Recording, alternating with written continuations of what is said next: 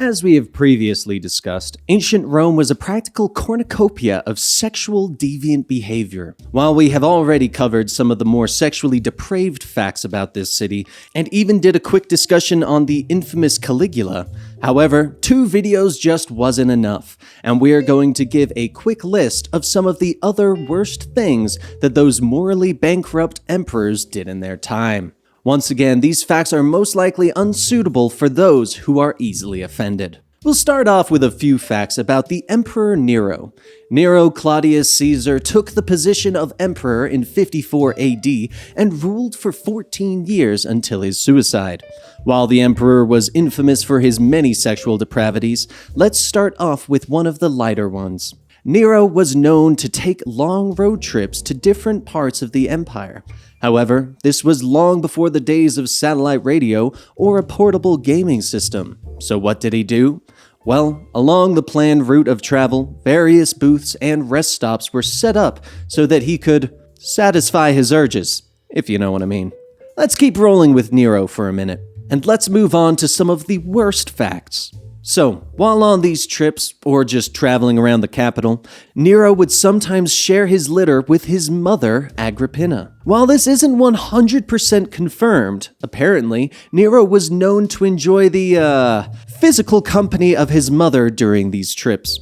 The supposed proof of this was in the stains on his robes upon exiting the litter. Also, Nero would eventually try to have his mother killed. Just throwing that out there. Alright, one more on this weirdo.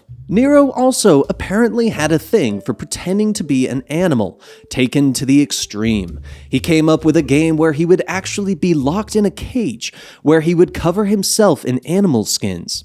People, it is unknown if they were willing participants or slaves, were then tied to stakes in front of the cage. Nero would then be set loose, and he would attack both the men and the women in the most inappropriate ways he could think of, acting the whole time as if he were a wild animal in heat. Nero wasn't the only one who liked to keep things in the family. Emperor Claudius, who served as the emperor just before Nero, from 41 to 54 CE, tried to marry his niece, who also happened to be named Agrippina. Apparently, this was a popular name for incestuous families. Claudius was so in love with his niece that he actually went so far as to convince the Senate that they should convince him to marry her for the good of Rome. You have to at least admire his commitment, I suppose. We're going to end on one more just so I can take a shower for the next couple of hours. The Emperor Elagabalus ruled Rome from 203 to 222 AD. Not only did this man set up an imperial brothel, which honestly wasn't that uncommon, no, the strange thing was that there was only one worker at this brothel. The emperor himself. In the palace, he set up a set of rooms and would wait outside the doors and solicit those who were passing by. Now, of course, you can imagine that an emperor would be very upset to hear that no one wanted to pay to have sex with him, so members of the emperor's inner circle would actually pay people to walk by and inquire about the services that were provided.